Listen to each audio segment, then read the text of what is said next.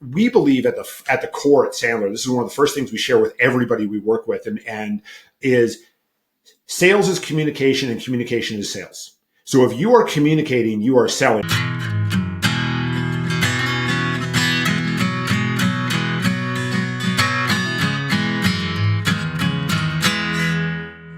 Hey, welcome to 10X Your Team with Cam and Otis.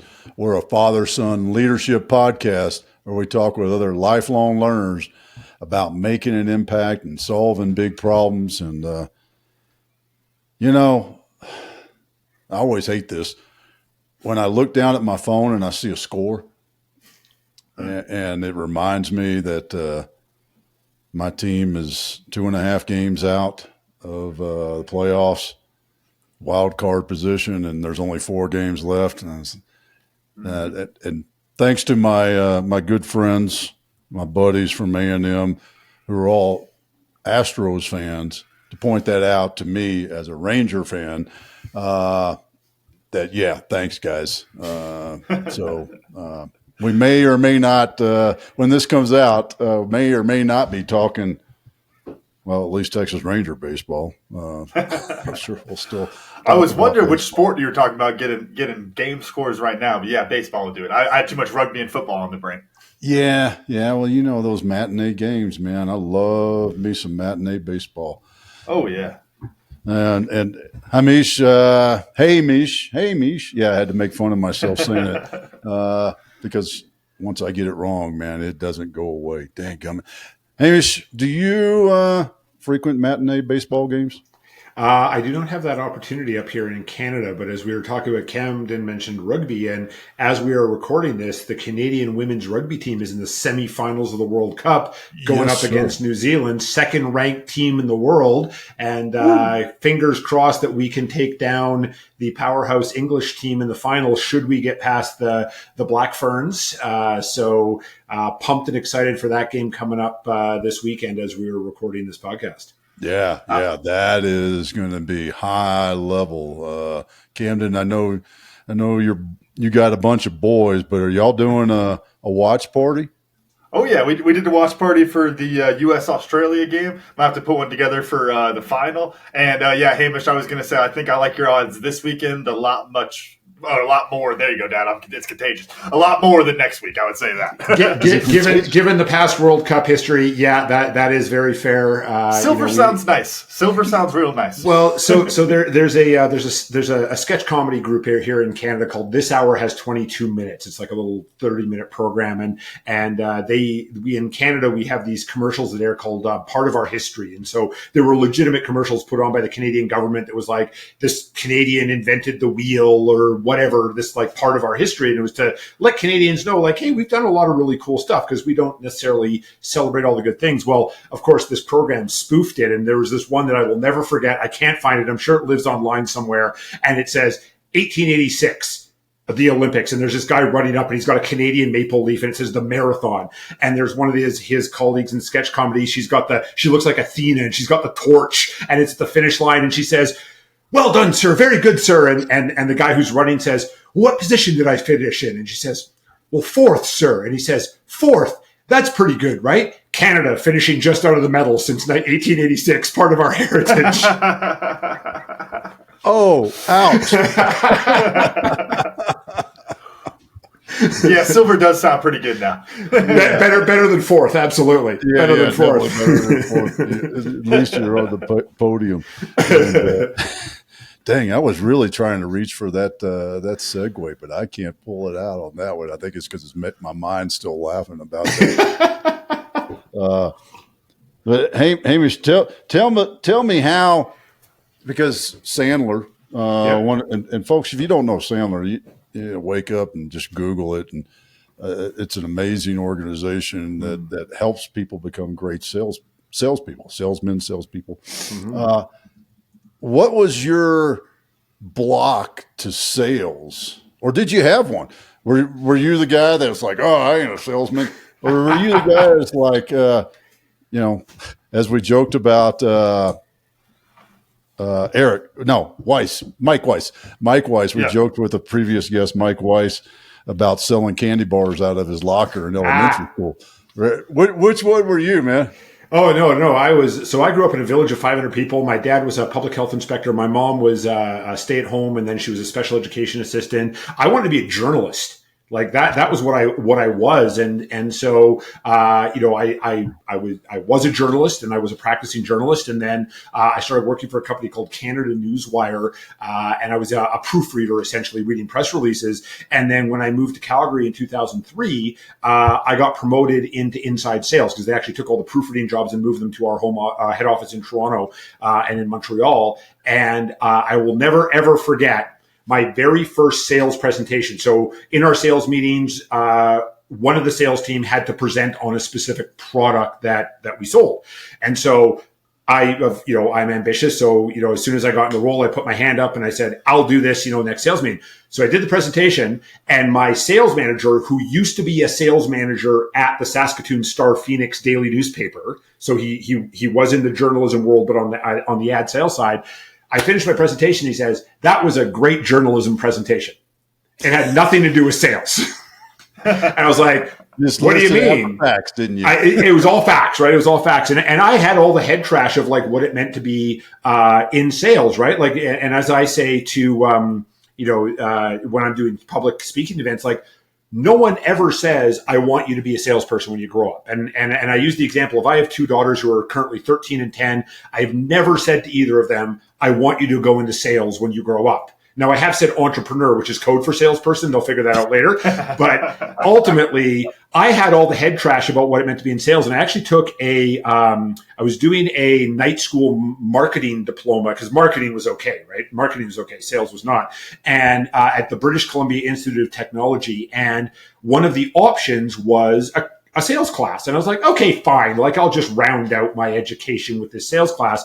And the guy who taught it was the former Canadian national sales manager for RJR Tobacco. So this is, of course, back when cigarettes, you could actually sell them publicly. And he helped me understand. Company too. Oh, and it's ginormous, right? And he had so many great stories, and he helped me understand that sales was actually okay. And it was actually, because coming from a journalist lens, I was like, oh, you're just going out and talking to people. But instead of like you producing a story in a magazine or a newspaper or on television, what you're producing is a solution to their problem.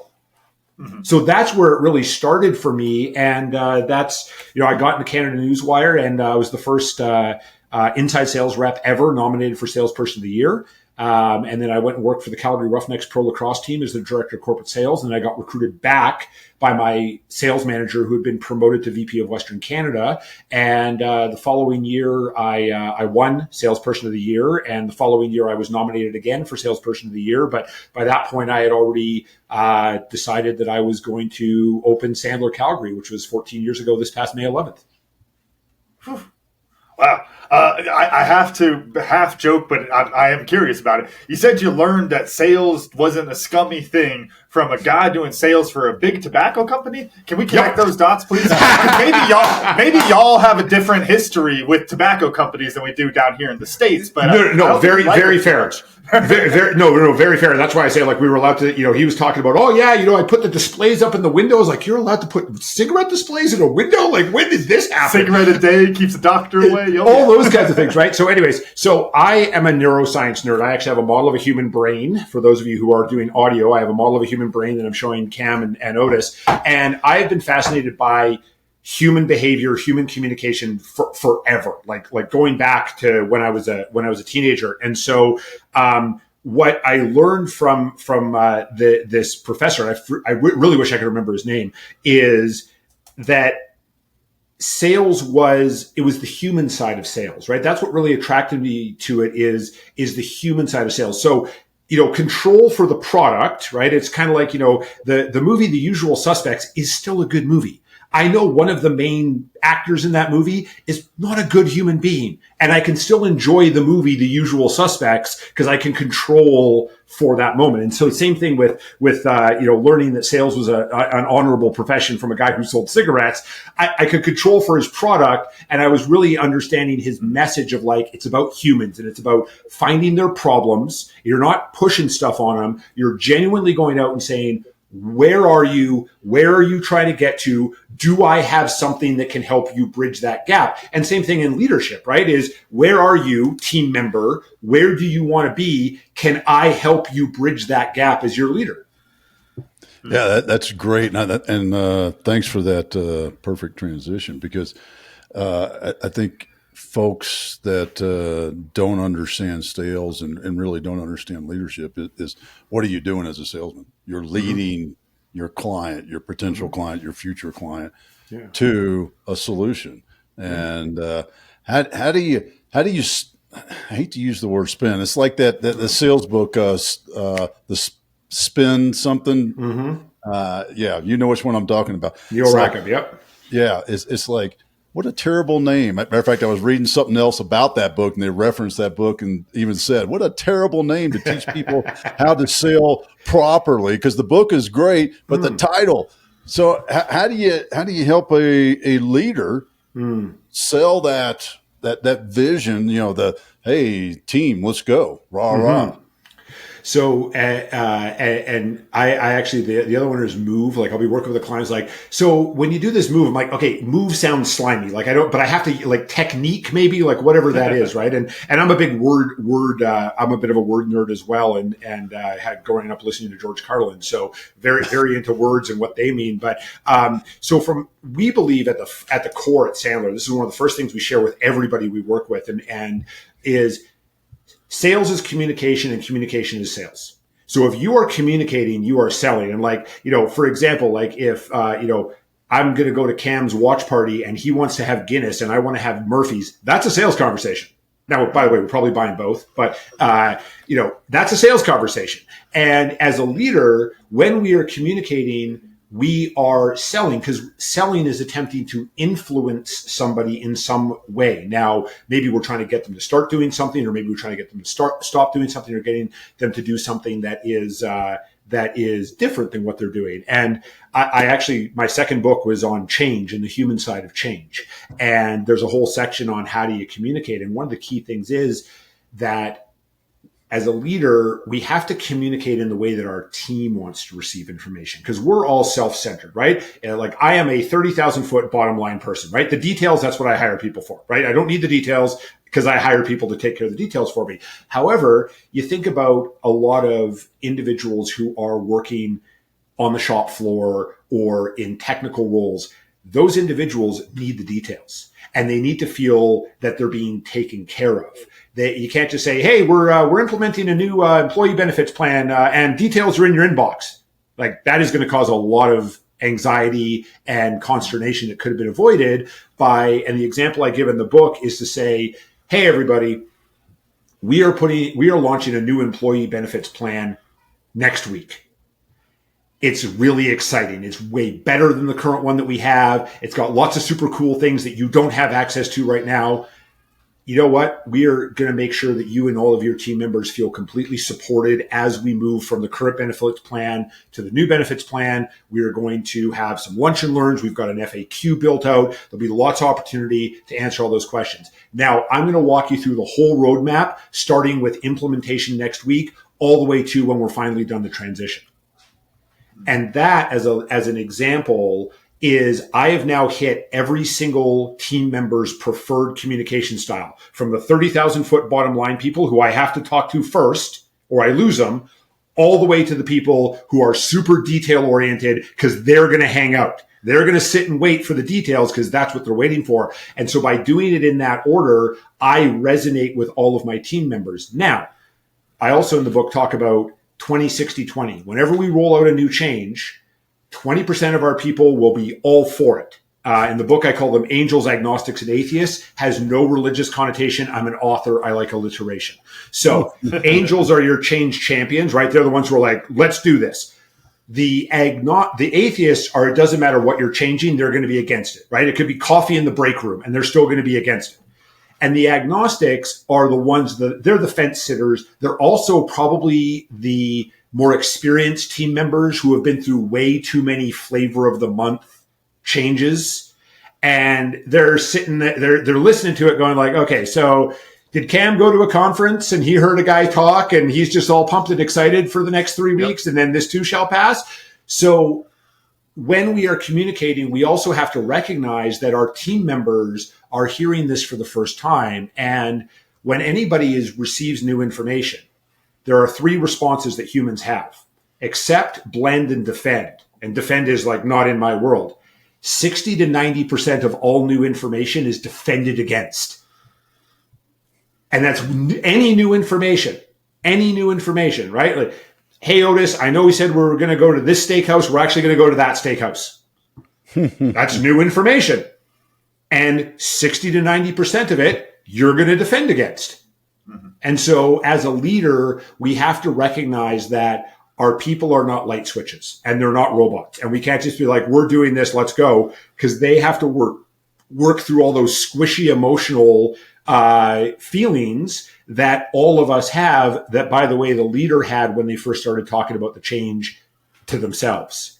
And then fast forward, now they're rolling it out 3, 6, 9, 12 months later, and they've forgotten that they actually went through that. And they're like, why is everybody not on board with this? Well, because they're hearing it for the first time. You've already worked through your feelings, and now you're rolling it out. Mm-hmm.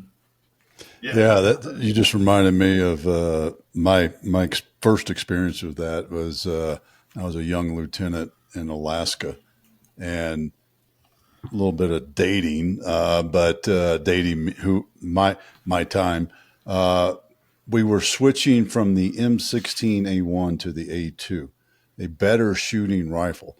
And I'll always remember a couple of my senior sergeants going, this piece of crap, I can't believe it. Spot on. I mean, here's the United States Army saying, you will do this. Yep. And we still had guys like, there's no way. Give me back my old gun, my musket. Give me that musket back. I feel, muzzle loading is much better than this piece of crap M16A2.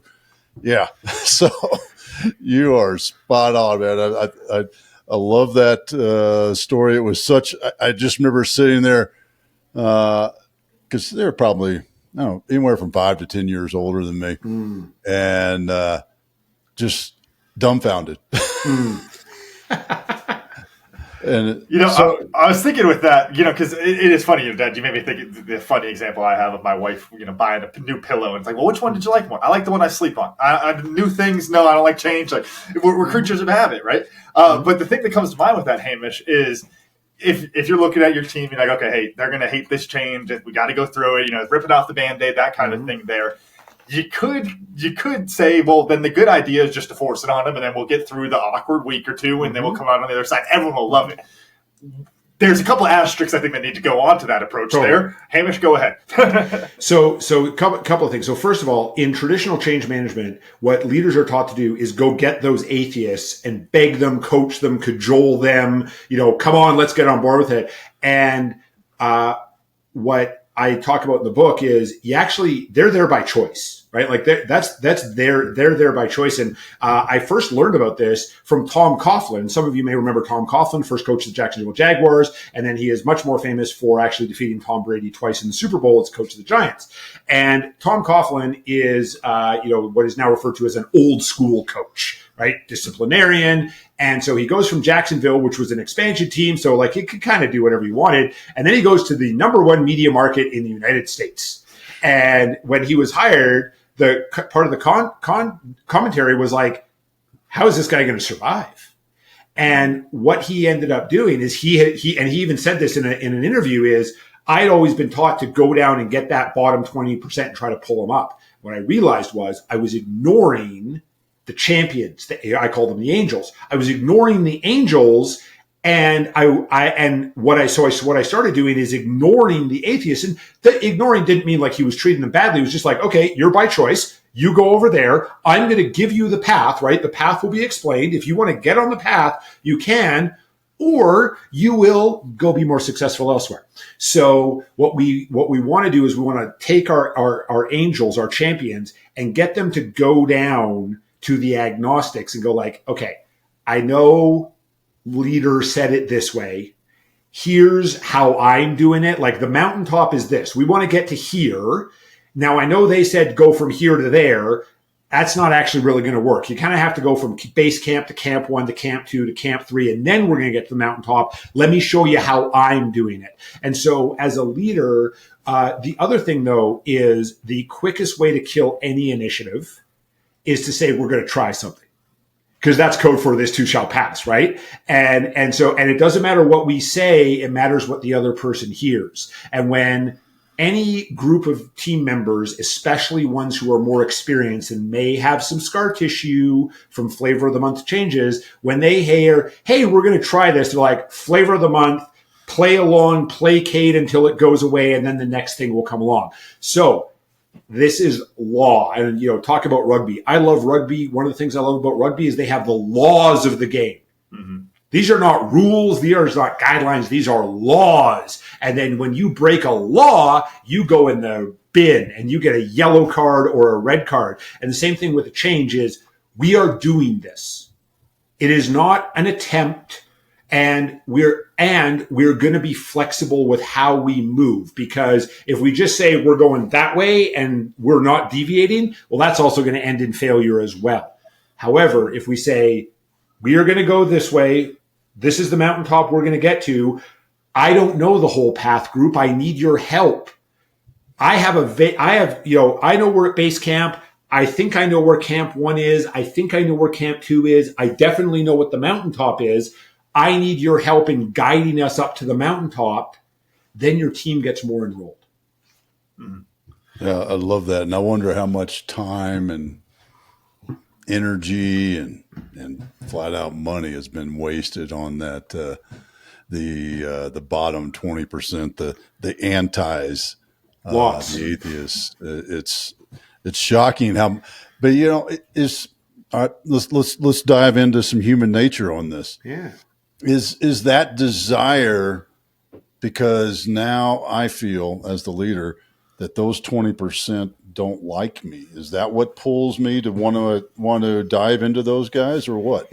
So there is that high need for approval, which like we're all wired to have: high need for approval, fear of rejection, or low self-worth. Those are the 3 crippling beliefs that really will kill any sort of accountability or change initiative. So yes, there is certainly a component to that, Otis. And then the other part of it is just like bad advice from, certainly well-intentioned individuals. But the fact of the matter is that everybody is not going to get on board. And if we're waiting around to get 100% consensus, or we're hoping that, well, if they could just see that it's going to be better, it has to do with their worldview. And where leaders go offside is they attempt to impose their worldview on their team members, because we do not manage teams. We manage groups of individuals who have their own hopes and fears and dreams and worldviews. And if we don't account for that, then we get oftentimes surprised, which is silly because like they're not us. And this is why I coach all of the executives and leaders that I work with to understand each of their team members' personal goals. And I tell them, your team members do not work for you because they love you or your company. They work for you because they believe that working for you gets them to their personal goals faster than working for somebody else. And anytime someone comes and says, more money, bigger title, more flexibility, whatever it is code for, I think that if I go work for them, I will get to my personal goals faster than working for you. And so with leaders, we have to account for the fact that they're not us. They have a different worldview. They have a different set of goals and beliefs. And I need to understand those before I can actually get them on board. And that was another thing that I learned in therapy. It comes out of the therapy world, which is connect before you correct. So when we talk about couples therapy, it can be, hey, Cam, you said that you take out the garbage. You didn't take out the garbage. I'm pissed. Like, okay. I mean, Cam might be like, oh yeah, I didn't do that. On the flip side, it might be like, ooh, right? Like, oh, that's kind of a tough attack. Now we're fighting, right? And this is also where I did a talk at the Sandler Summit in Florida on intentionally designing a sales culture, and I said, if the word "but," right? I'm really happy with this quarter's results, but the pipeline looks really good, but. And it doesn't matter what we say, it matters what they hear. And that word but completely erases anything we said. And I even use the extreme example of, I love you, but it's like, well, so you don't really love me, right? So I love you and you really upset me. So both of those things could be true. I still love you, and you said you were going to take out the garbage and you didn't, and now I'm upset. And so we want to connect before we correct, because when we connect, we make it about human to human as opposed to manager and team member. There's a specific piece I want to kind of drill into, and this is more in the leadership side. Might fit into the sales example. We might find that. But on the leadership side of things, thinking, talking different rugby coaching things, one of these funny things that'll happen to me every now and then out there is you'll go and you're like tweaking somebody's pass or something. It's like, hey, try rotating the arm a little bit more, whatever it is, right? Some small tweak. And I go, hey, you feel that?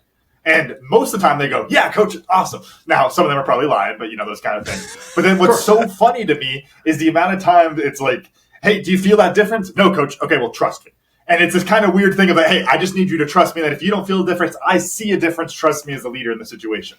How do you think that fits in to this conversation? Because I think that does help a lot, but also at the same time, I'm trying to convince somebody to do something that they don't understand, they don't believe in, they don't see the big picture of necessarily, and all just because they trust me as the coach. That's a pretty heavy bargain.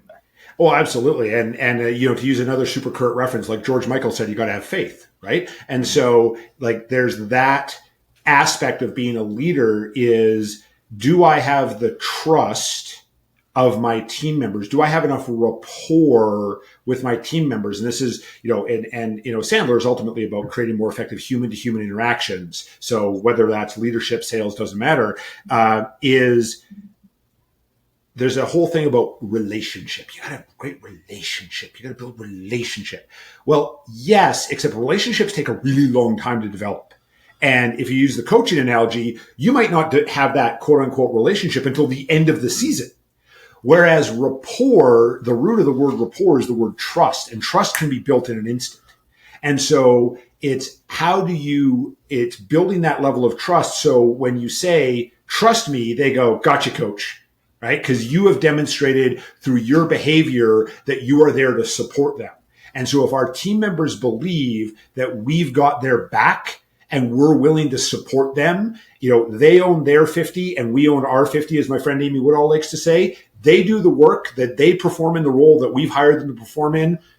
We support them with permission, protection, and potency so that they can succeed in their role. They will trust us. If we don't do that, then they are likely to not perform or not adjust their behavior, because change is about adjusting behavior. And in the book, Change the Sandler Way, there's a chapter called What to Expect When You're Expecting Change. And one of the first things is reduce levels of trust, because our brain does not like uncertainty. And so it's our job as a leader to build up that trust. And you've seen this in coaching, because there are moments in a match where things get tense, and maybe you're on a losing streak, or maybe you're at halftime and you're down 24-0, and the team is kind of hanging their heads. And there is an instinct some coaches have to, rip into the team and be like, shape up or ship out. And then there's, another sense is like, hey guys, we're in this together. Like, let's get back to basics. And if the coach or the leader has done their job in advance to build that level of rapport, the team's going to lift their heads up and go, yeah, you know what, coach, we'll give it another go. And then you have the sports movie ending where you come back and you end up winning 26-24. We all dream of that match.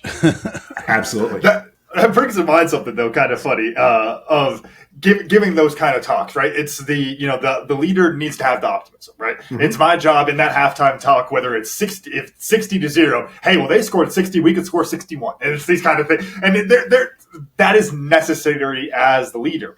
What do you think that does to the trust element, though? Because I think there's an interesting kind of push and pull there, because I have to do that. I can't tell them we're going to lose. I have heard stories of coaches saying things like that at halftime, and it always blows my mind that a coach could go look you in the eyes before you go smack someone around for 40 minutes and say, hey, just don't get hurt out there. Hey, guys, have fun. Hey, those kind of things. Like, no. We're here to win. That's what we're here to do. But when you are, it's almost like you're selling the bridge to nowhere, though. And does that degrade the trust? How do you think that plays into that aspect? Yeah, I appreciate you bringing that up, Ken, because I see signs sometimes here in Calgary, and it'll be for soccer, be like, join this group, play for fun. And I was like, just put, we're going to lose on the sign. Like, just put like, expect to lose. Like, sign up with us, expect to lose. Hopefully you don't get injured. There is Sandler. We talk about being disarmingly honest. And there's real magic in disarming honesty. And, you're down 60-0, right? And that's like, or for the Patriots fans out there, we could say 28-3, and they'll all recognize what I'm talking about. And so, you're down 60-0. Yeah. If you come in and like, well, boys, we can do it. They're like, yeah, tuning you out, right? Because that's Pollyanna, right? That is toxic positivity, as it's commonly known. To say like, hey guys, we're down 60-0. How do you want to be remembered at the end of this game? And so there's a Sandler rule that says they can't argue with their own data. When it comes out of their mouth, it's real. When it comes out of our mouth, we're pushy, aggressive micromanagers, et cetera, et cetera. So, being disarmingly honest, like, hey guys, we're down 60-0. Is it possible for us to come back? I mean, yeah, maybe. Maybe it is. It's not very likely. The one thing I want to ask all of you right now, look around this room, and how do you want to be remembered at the end of this match? And then let them tell you. And if the answer is, hey coach, we'd rather just forfeit. Okay. Because this ties into something else that I coach leaders on, and really all my clients. Whenever we ask somebody a question, whatever comes out of their mouth is the right answer. Whether we like that answer or not is irrelevant. But if I say, hey guys, how do you want to be remembered? And they go, you know what, coach, we'd rather just like pack up our boots and go home. I mean, okay, now we're probably going to have a separate conversation at the next practice. But if that's the answer, then that's the answer. And I have to be okay with it. And so, also in the book, I talk about like you have a core, and I use the phrase lieutenant. I have never served, Otis, so forgive me on using military terminology this way. Is you have a core member of your team, right? They are someone who's been with you forever. They're in a management or maybe an executive type role, and you as the ultimate leader in that team are expecting them to be the primary driver of this successful change. And in front of everybody, they stand behind you. They say all the right words. They're all, yeah, we're doing this. And then when everybody goes away, they close your door and they go, hey, listen, I love you. I love this business. I just don't see myself here anymore. Like, based on where you're going, I just don't see a place for me in this company. And most leaders are not prepared for that. Because they're just like, well, Otis is going to help me along. And then Otis is like, yeah, dude, like, I love you. And this is just not the place for me anymore. And so we have to be ready for that. And we can't take it personally. And that's another place where leaders go offside, is they take things personally. It's like, well, how could you say this, Otis? You've been with me for 20 years. It's like, well, because Otis is another individual who has his own hopes and fears and dreams and worldview. And he just ain't on board with this. He's going to support me in front of the group. Except he's very clearly saying to me, like, it's not for me anymore. And I, as a leader, have to be ready for that. Yeah, I saw that. I've seen that a lot over the years, both in business and in the military. Military guys retiring after 20 years and their current boss calling them a quitter. It's just like really?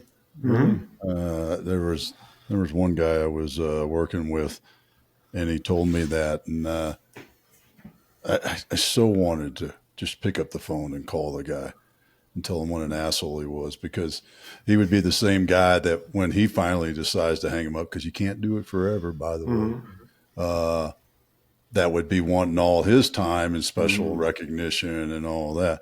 So. Yeah, I'm pulled out of that pit of despair and frustration. How do you take that and create the? Here's where I'm going. I'm coming up with the words. It's coming around the circle here. what just popped into my head, thank God, is how do you work somebody, in bad term again, right? But how do you Gotcha. work somebody from client? Dang it, I messed up my words. From customer to client. I told you it was late in the day for me. From customer, and Otis' definition, customer is the dude who comes and buys the gallon of milk and heads out, right? Client is the one that's like, dang, that's some good milk. I'll be back tomorrow. In that sort of a sense. What's something that our audience can do to help work towards that and getting, truthfully, more clients, because that's what we all want. We want somebody to keep coming back, right? Yeah, absolutely. Well, and it's easier to sell more stuff to people who are already buying from you, right? It's cliche for a reason. And so it's, David Sandler said, salespeople tend to be I-centered, right? I've been in business for 20 years. I've won all these awards. I have the best products. I. And the buyer's like, that's awesome for you. Do you care about me? And so, and this, I've had several clients over the years. They were all very experienced individuals. Actually, both of them were very technical individuals. And we'd be talking about something, and they go, "Man, I do this stuff naturally." And I said, "You know what? I'm really happy to hear that. That's great. I would rather that you did it intentionally." Love it. And they kind of look at me and they're like, "What?" And I'm like, "Hey, if you're doing it naturally, it means that it's part of how you communicate. It's also part of your comfort zone.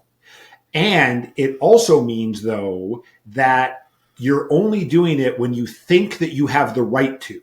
So if I'm doing it to Otis because I've known Otis for 10 years and I can I can't do it with Camden because I just met Camden. Or you go, oh no, this conversation with Camden is going sideways. I need a move. But then the minute that I try a move, Camden's like, oh, you just went to sales training. Okay, yeah, gotcha. And now my credibility and my rapport is shot, right? So it's what we can do is we can flip it and be buyer-centric, right? Buyer-centric. And I know that's a very popular phrase. Be like, oh, rolling their eyes. Oh yeah, Hamish, be buyer-centric. Again, I would say, how much are you actually doing it? Right? Because if I actually followed you around on your sales calls, how much would I actually see you focused on, hey, Camden, thanks for coming in, or glad we're getting together today. What brought us together today? Well, I'm having a problem with this and that, and really exploring that problem and how it's actually affecting Camden and affecting his world, right? And it's like if I go to an accountant and say, hey, I want you to lower my taxes, they don't just like, great, we could do that. They're going to ask you a whole ton of questions to be like, okay, why do you want to lower your taxes? Why do you want to do this? Like I'm training for a 52-kilometer cross-country ski race in Norway next March. And I booked a call with one of my team members who's also a registered dietitian. And I reached out to them and I said, hey, struggling with recovery, want to talk to you about supplements. And the first thing they came back with is, why do you think supplements is the answer? And I literally said, I don't know. I'm just doing due diligence. I'm just figuring things out, right? I'm exploring everything. And so we start with, a call that starts well, ends well. So if I start my conversation with Camden and Camden's like, man, this sounds like Hamish really actually cares about me. Like he doesn't seem to care if he actually sells me anything. He actually wants to really understand me.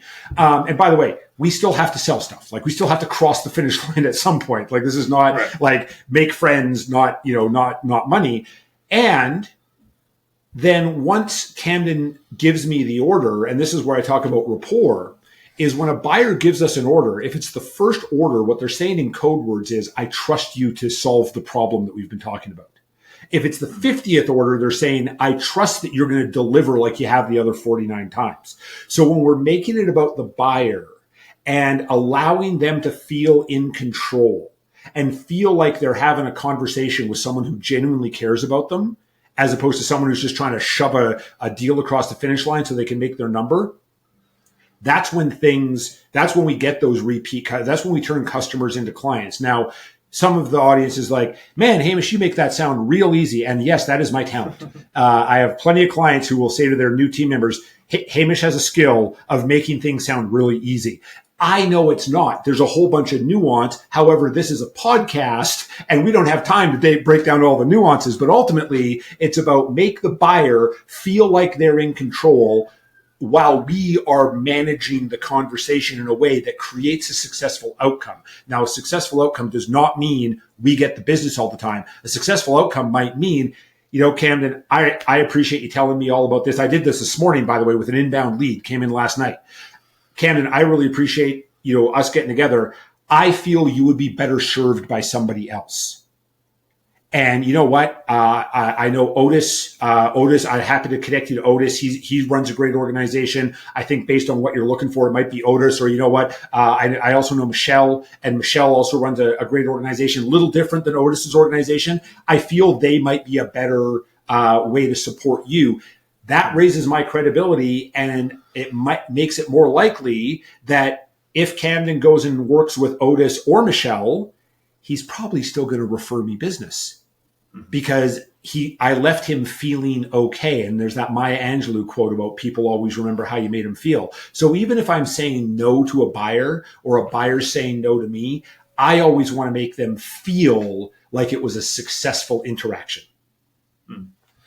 I'm curious, Hamish. We talked some about your journey, from journalism into the sales world. I'm curious what kind of keys you think to come from the journalism world that some salespeople can take advice from. Like, some little things that are not the basic stuff, but like, hey, like you ask these questions, do this kind of a thing, and how you can apply those into the sales world.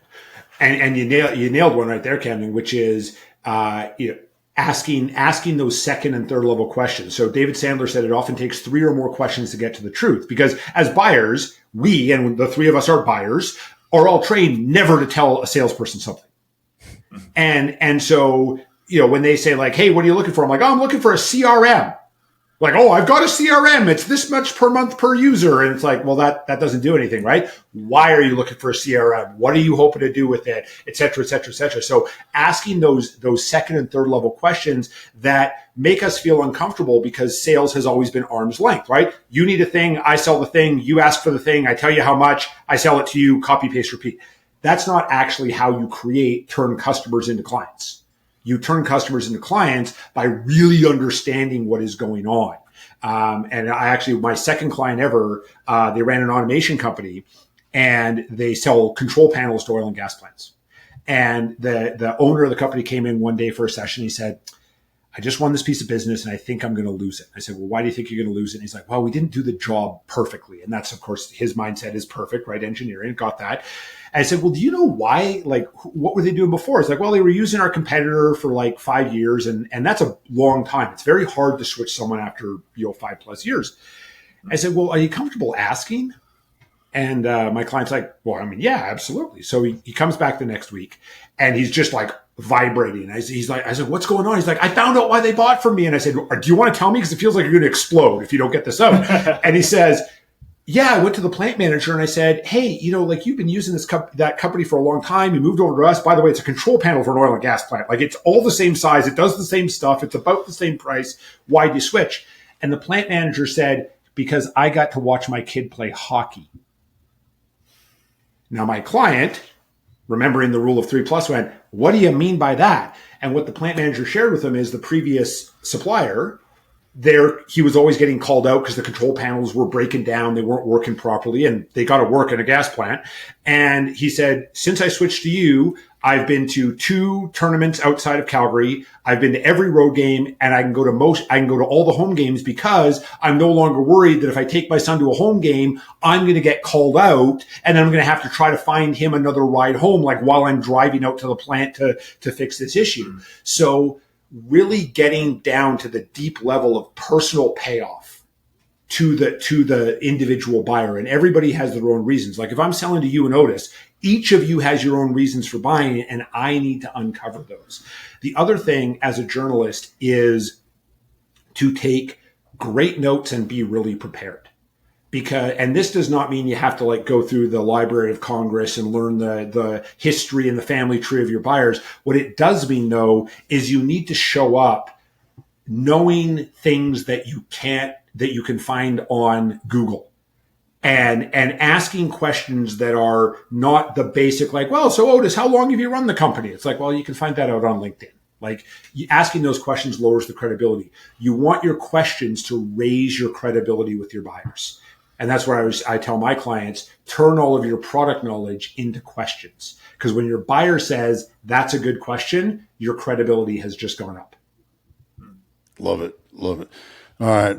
I need you to settle a debate because there's some folks down here that may sit around me when I go to the Colorado Avalanche games. Uh-oh. That say your hometown differently. And I'm wondering, what is the proper pronunciation of Calgary or Calgary?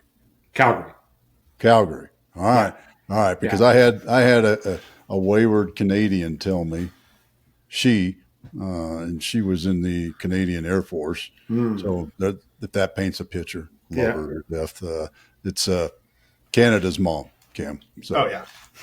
don't ask me Canada's real name because I can't remember. He doesn't need one. He's one guy from Canada. He doesn't need because that's on a need-to-know basis, and you don't need to know.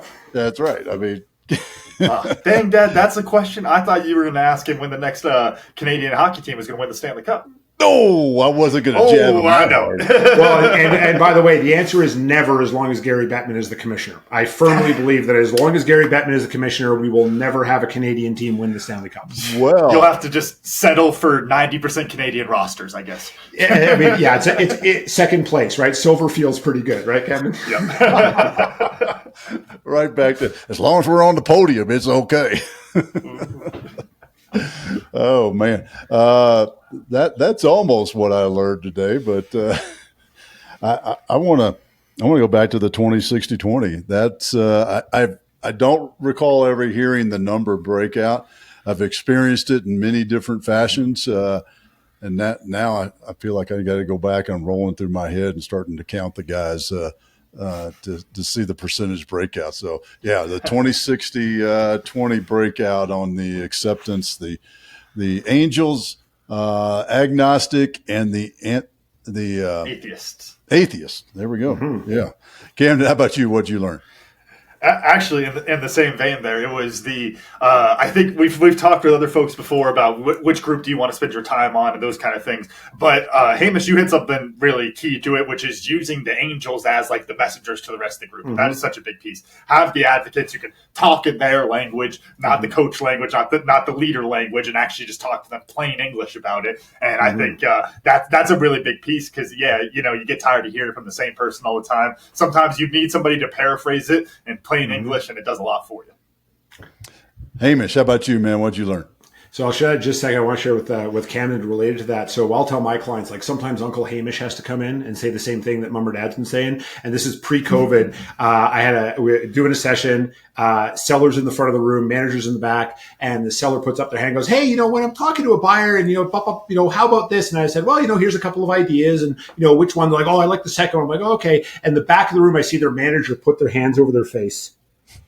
And I was like, okay, but I'm in the middle of a session, right? So we take a break and I walk to the back room. It's like, did I say something offside? Like help me understand. I saw you put your hands in the face. And the manager says, I've been saying that to them for 9 months. And I was like, you remember what I told you when we first started talking about work together? He's like, sometimes Uncle Hamish has to say it. I'm like, that's absolutely correct. So what I learned today, 2 things I'm going to take away. So number 1 is even in the military where you are trained to follow orders, right? Like the military is not like, hey, what do you want to do today? It's like, you will do this. Still resistance to change. There is still resistance to change. And the other thing I learned is to rotate my arm a little bit more. So when I'm playing rugby in the backyard with my daughters, I'm going to make my passes just that little extra bit crisper. And when I was playing in the backyard, I say to my eldest daughter, it's like, oh, what number are you? She's like, number 8. I'm like, of course you're number 8. Of course that's where you would put yourself. And then my youngest daughter, who's 10 now, she's like, well, where are you? And she swims competitively for the University of Calgary Swim Club now. But at the time she's like, I'm a number 4. I'm like, Can you just out of the pack a little bit? Like you're my little girl. Like I love you, and like you could do it, but like just like 5 or 6 maybe, like just a little bit back. And she's like, I don't understand, Dad. And I was like, you will someday. Yeah. Yep. Yeah. You go look at those rosters, those game day match pictures for Canada or All Blacks or whoever you look at. The forwards did not start off looking like that. They played rugby for a very long time, and that's why they look like that. Exactly. Oh, man. Hamish, how do folks find you, connect with you, see what you got going on, man? I am the world's number 1 Google result for Hamish Knox. So pretty easy. If you put in Hamish and Hamish title. Knox, and Hamish Calgary for sure. You're going to find me. Very easy to find on LinkedIn, or you can go to go.sandler.com/Hamish, which is HAMISH. And I'm out there. We got plenty of content available for folks who are curious about how to sustainably scale their sales so they can exit for their number. Awesome. Hamish, man, it has been a lot of fun. Really enjoyed you spending this afternoon with us. I had an absolute blast with you, Ollie. I can't wait to connect with you again offline. Camden, run us out. All right. Thank y'all for listening to today's episode of 10X Your Team with Cam Notice. And a special thanks to our guest, Hamish Knox, for joining us today. Remember, you can watch full episodes of the show on YouTube at 10X Your Team. And if you enjoyed today's episode, please make sure to pass it along to other lifelong learners in your tribe so that they can enjoy it too. Follow us on Facebook, Instagram, and LinkedIn. As always, that full archive of episodes available at www.10xyourteam.net. Thanks again. We'll see y'all next time.